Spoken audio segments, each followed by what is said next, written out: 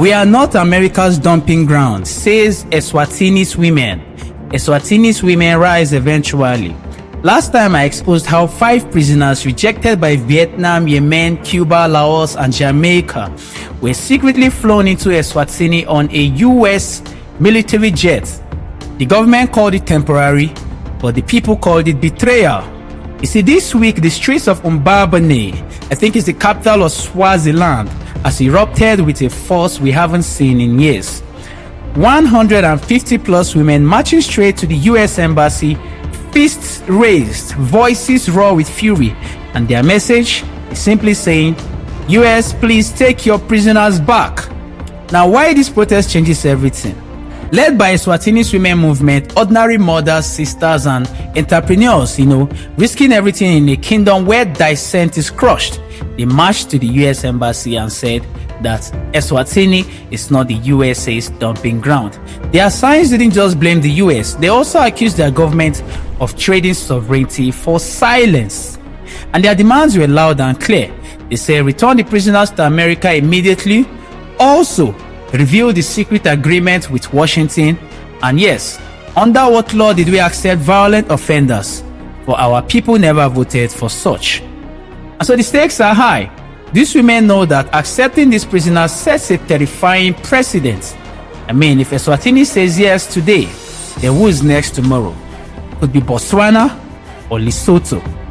Now, as one protester told journalists, he said, and I quote, "We refuse to be America's trash can because our soil is sacred."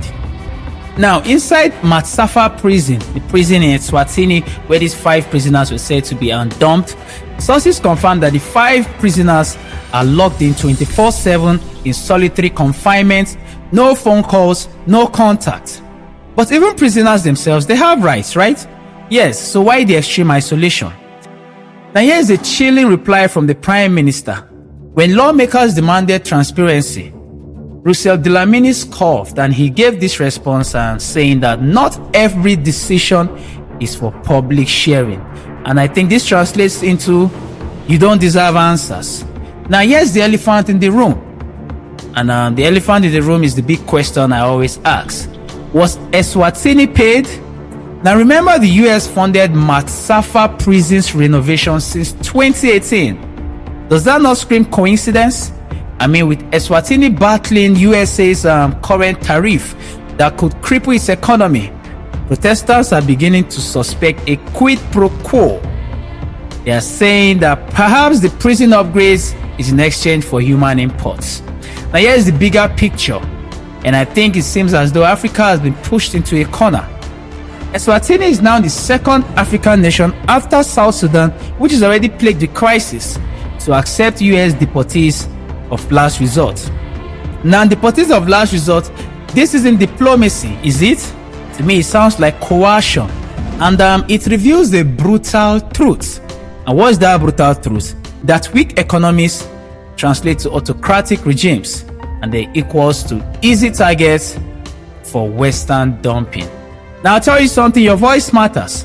This isn't just about Eswatini's fight, it's about who controls Africa's borders.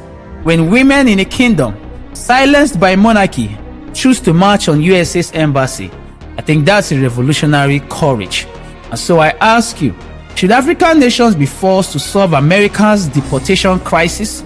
And how do we hold leaders accountable for secret deals?